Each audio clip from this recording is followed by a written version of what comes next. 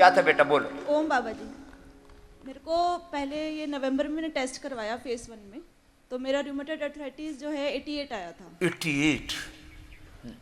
और अभी जब करवाई यहाँ आने से पहले 11 तारीख को, तो मेरा 5 आ गया। 88 से 5। और ये जेनेटिक है। माँ की हालत क्या है अभी? माँ कहाँ तेरी?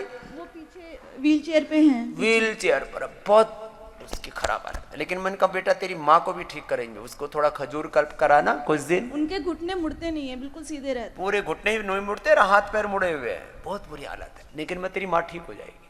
उसको 5 चीजों का पानी पिलाना बेटा।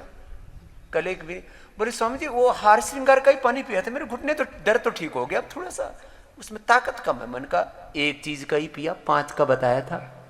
किन 5 चीजों का बताया था बेटा? गिलोय, ऋचा, ऋचा कहते हैं वेद के मंत्रों को, याद रख।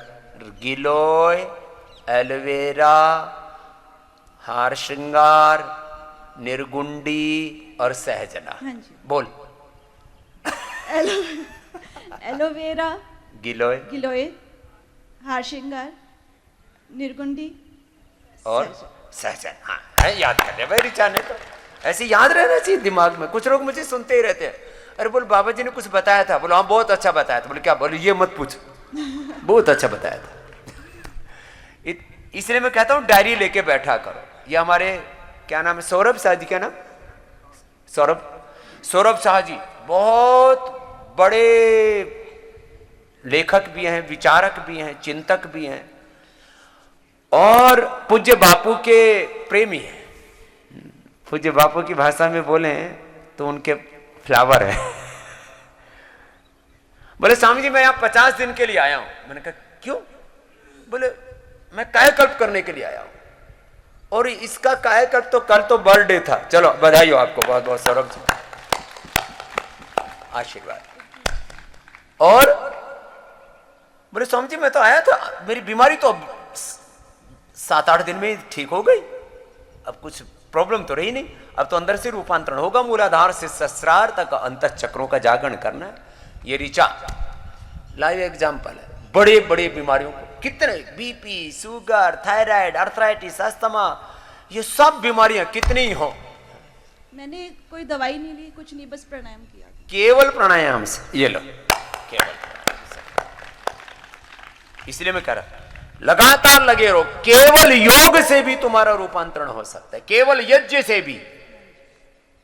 यज्ञो वही श्रेष्ठतमम कर्म, ये शास्त्र का